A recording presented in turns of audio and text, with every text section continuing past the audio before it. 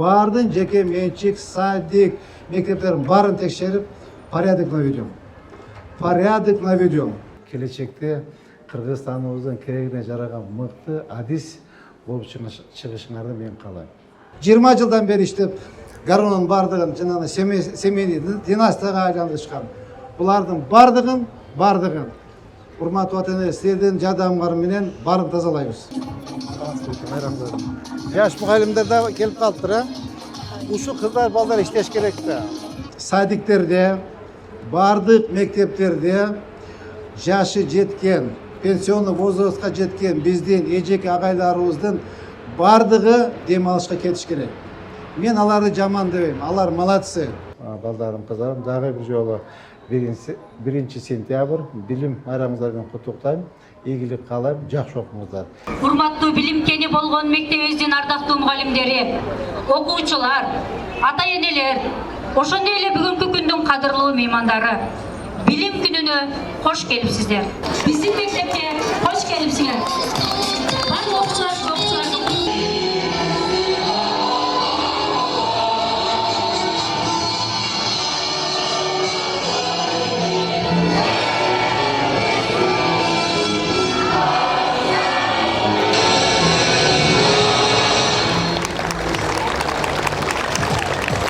Бүгүнкү сөздү куттуктоо үчүн Ош шаарынын мэри Токторбаев Жеңишбек Шермановичке берсек.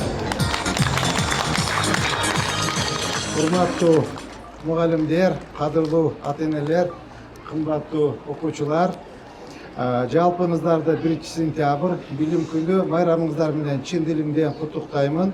Бүгүн өзгөчө күн, билимдин, акылмандыктын жана үмүттүн байрамы. Урматтуу мугалимдер, мен сиздердин жумушуңуздарды абдан жакшы билемин, абдан кыйын жумуш. Анткени ар бир ата-эне бери дегенде үйүндө 4-5 баласы бар. Ошо өзүбүздүн балдарыбызга дагы керек болсо бир жарым саат, 1 саат убакыт болот, ошондой чарчап кетебиз ошол убакта. Бирок биздин эжеке агайларыбыз өзүнүн өмүрүн ошол окуу жайын бүткөн мезгилден баштап пенсияга чыккы чакты ошо биздин балдарыбызды, кыздарыбызды, биздин келечек болгон биздин жаш муундарды тарбиялап өстүрүп келесиздер. Урматтуу эжеке агайлар, сиздерге бакубат ден соолук, сабырлуулук и үй бүлөңүздөрдө бакубат турмуш каалайм. Урматтуу ата-энелер, урматтуу мектеп жааматы, мен сиздерге кыска бир 2 мүнөт убактыңыздарды алам. Шаар боюнча республикалык бюджеттен 4 мектеп капиталдык оңдолуп түзүүдөн өткөрүлдү. Нариманов, Ломоносов, Гагарина, Керметов. Ошондой эле республикалык бюджеттен 2 садик, Мерим жана Айденек аттуу биздин садиктерибиз оңдолуп капиталдык ремонттон өткөрүлдү. Ошол өзүңүздөр жакшы билесиздер, Айденек деген садикте ошол жана Жака өлөндөгү садикке тийиштүү жерлер белгисиз себептер менен жеке менчикке өтүп кеткен экен. Баарын алып, садиктин территориясына кайтып бердик. Күнчыгыш тарабында дагы ошол жерде жанагы үйлөр бар экен, алардын баарын ал жарандарыбызга үйлөрдү берип көчүрүп, ошол жерди полностью тазалап, мектептин территориясына беребиз. Ошондой эле урматтуу биздин ата-энелер, биздин шаардык бюджеттен частично 9 мектеп оңдоп түзүүдөн өткөрүлдү. Урматтуу ата-энелер, урматтуу мугалимдер, биз мынакей Кудай кааласа мэрия менин башчылыгымда жакшы мындай иштерди алып барып жатабыз десем жаңылышпайм. Анткени мынакей 7 айдын жүзү болуп калды. Азыр мына биринчиден ушу чарба маселесин, жол маселелерди көбүрөөк карадык. Анткени ушул мен асфальт төшөө иштери баштаганда ушунчалык Алла Тааладан сурандым элем. Ушу 1 сентябрга окуу жылына батыраак жолдорду бүтүрүп алалы деп. Бир аз 1-2 жолдорубуз калды. Кудай кааласа ал жолдор да ачылат. Жөнгө салабыз алардын. Андан сырткары Моореке мектеп, дошкольный учреждениянын бардыгын текшерем. бардығын поголовно текшеріп, частный жеке меншік бе, мамлекеттікі бе, кімдікі болса, бардың жеке меншік, садик, мектептерін барын текшеріп, порядок наведем. Порядок наведем. Мынакей жаңы гаронның жетекшісі келді, жаңы вице-мэр келді. Бардығын бұлар çok işletеміз. Егер işте албаса, анда по-другому будем разговаривать. Андан сыртқары, мынакей Гаронодо жанағында семейный династия болып кеттір. Семейный династия. Апасы іштейді, апасынан кейін келіне қалады, апасы іштейді, апасынан кейін қызына қалады, бүт деген ондай қылып, гадами 5 жыл, 10 жыл, 20 жылдан бері іштеп, Гаронның бардығын, жаңағы семейный династияға айландырышқан. Бұлардың бардығын, урматтуу ата-эне, сіздердің жардамыңарменен барын тазалаймыз. Андан сырткары, мынакей мен мектептерді жаман дебейм. Мектептер жақсы, Құдайға шүгүр. Бирок бізде шаардык мектептер, жеке менчик мектептерге қарағанда билим берүү деңгейі біраз төмөнүрөөк болуп атат. Анткени мен өткөндө шаардык олимпиаданын, областтык олимпиаданын, республикалык олимпиаданын жеңүүчүлөрү менен жолуктум элем. Bizde Tiлекке karşı bizden munisipaldık mekteplerde Tiлекке karşı bizden olimpiadanın жеңүүчүлөр az eкен. Ошон үчүн урматтуу ата-энелер, урматтуу мугалимдер, урматтуу бир туугандарым, ушул билим берүүгө жакшыраак көңүл бурушубуз керек. Профессиональный, жакшынакай, грамотный, образован, таза, жаш агайларды эжекелерди алып келип иштетишибиз керек. Өткөндөн кийин мына Жалал Абад шаарында урматтуу президент Садыр Нуркожоевич айтты, керек болсо мугалимдердин айлыгын көтөрөбүз деди. Мугалимдердин айлыктары бир аз төмөн, бирок кийинки окуу жылында Кудай кааласа мугалимдердин айлыгы көтөрүлөт деп айтты. Андан сырткары урматтуу Салтанат Абдулдаевна, урматтуу Гаронун жетекчиси, мен сиздерден суранат элем. Ушул бардык садиктерде, бардык мектептерде жашы жеткен, пенсионный возрастқа жеткен биздин эжеке агайларыбыздын бардыгы дем алышка кетиш керек. Мен аларды жаман дебейм, алар молодцы.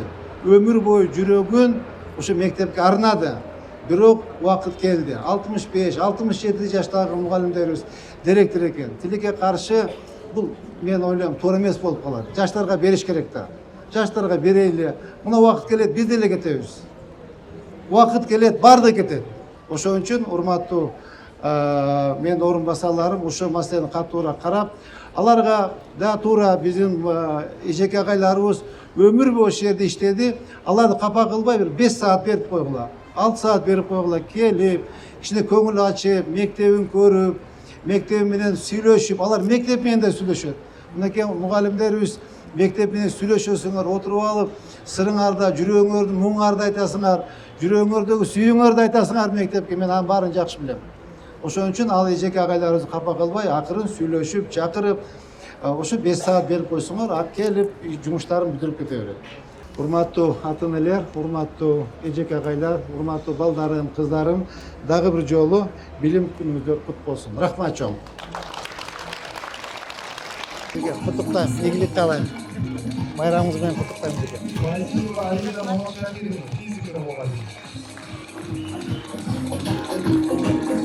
Эжеке байрамыңыз менен куттуктайм.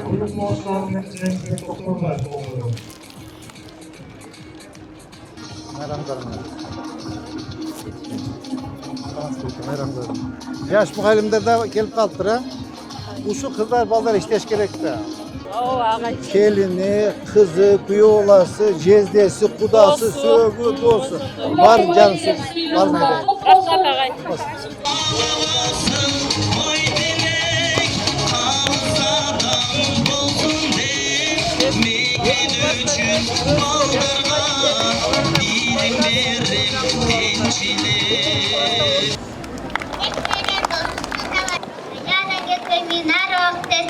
Talim verip ötürgen bilim gelmişti.